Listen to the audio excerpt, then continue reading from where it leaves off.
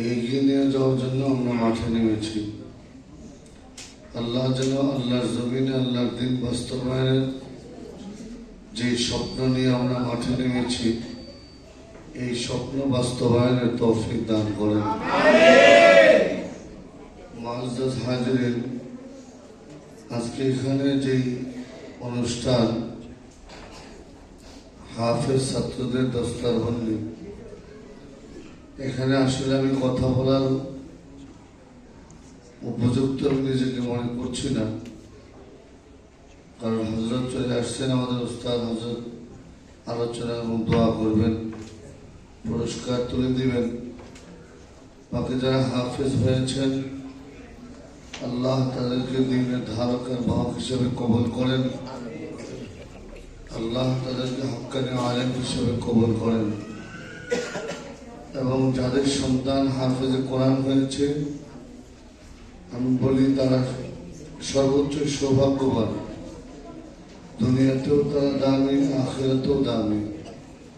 আল্লাহ যেন ওই হাফেজ ছাত্রের বাবাকে দুনিয়াতেও সম্মান দান করেন, আখিরাতেও নূরের টুপি পরায় দেন। আমি আপনাদের কাছ থেকে দোয়া চাইতেছি, আগামী 12 তারিখের নির্বাচন, এই নির্বাচনে নারায়ণগঞ্জ 4 আসনে 13 জন প্রতিদ্বন্দ্বী।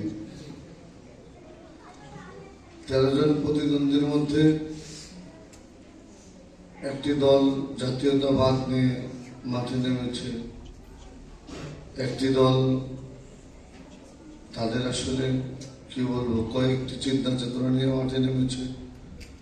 ইসলামী আন্দোলন বাংলাদেশ শুধু ইসলাম দেশ মানবতার জন্য, শরিয়া আইনকে বাস্তবায়নের জন্যই মাঠে নেমেছে।